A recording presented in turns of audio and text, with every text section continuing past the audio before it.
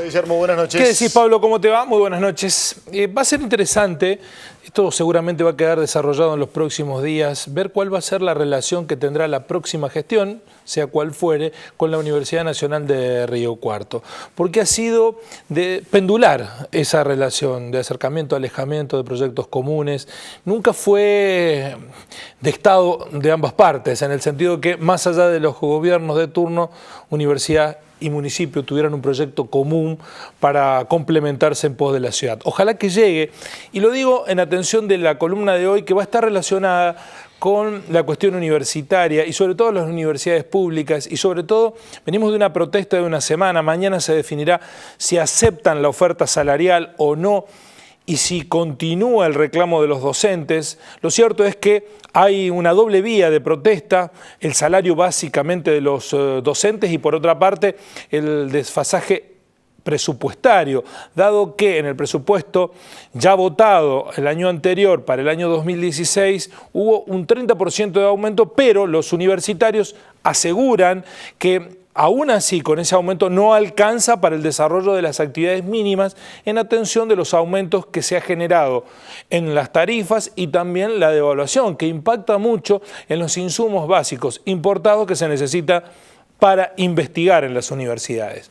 Pero, ¿cuál es la realidad de las universidades públicas argentinas, incluida la de la ciudad de Río Cuarto? La vamos a repasar porque hoy se conoció un informe de IDESA, el Instituto de Desarrollo Social, que habla de cómo ha crecido en los últimos 10 años el presupuesto de las universidades.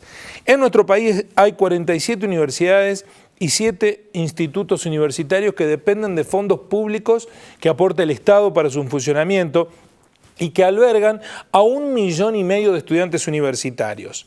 Según la inversión anual en la curva de crecimiento comparado, y esto también con la ponderación de la inflación de por medio, 2004 y 2015, en el 2004 recibía la universidad 14.000, la universidad pública, ese universo que veíamos recién, 14.000 millones de pesos.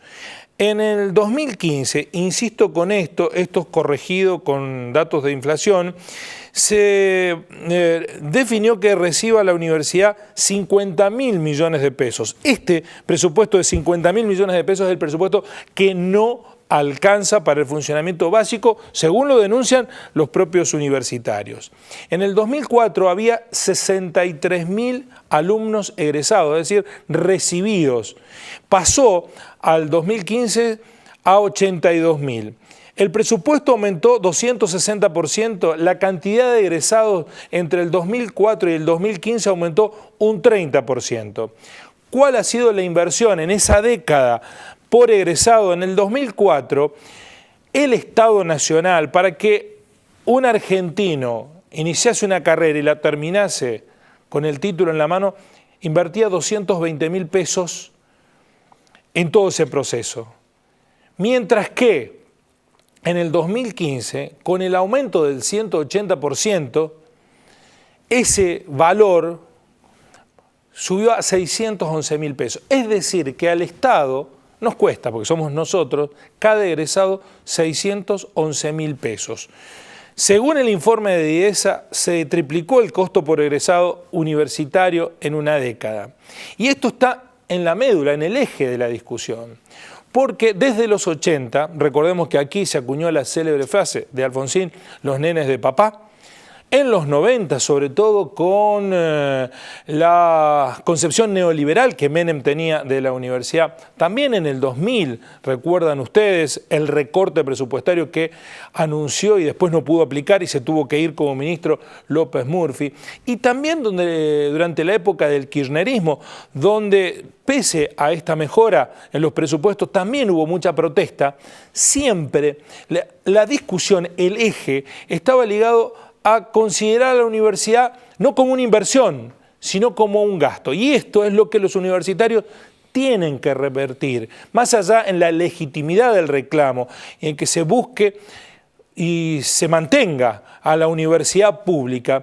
También debe mirarse a sí mismo el sistema universitario para que el resto de la sociedad se sienta identificado, y eso implica autocrítica, para que se sienta que la plata que llega a las universidades no sea un gasto, sino una inversión. El CIN, el Consejo Interuniversitario Nacional, define cuál es el esquema de distribución de los recursos. Lo repasamos rápidamente. La plata se distribuye en las universidades por alumnos por carrera, tasa de reinscripción en el primer año, localización y duración de las carreras, distribución de la plata docente por dedicación, docentes incentivados, metros cuadrados edificados y espacios verdes, dependencias clasificadas según el nivel de gestión, gasto de niveles preuniversitarios, presupuesto, función, salud y ciencia y técnica, curso de ingresos, si los tienen. Estas son las variables que se tienen en cuenta para mandarle plata a las universidades. El reclamo de las universidades debe necesariamente tener la identificación de la sociedad.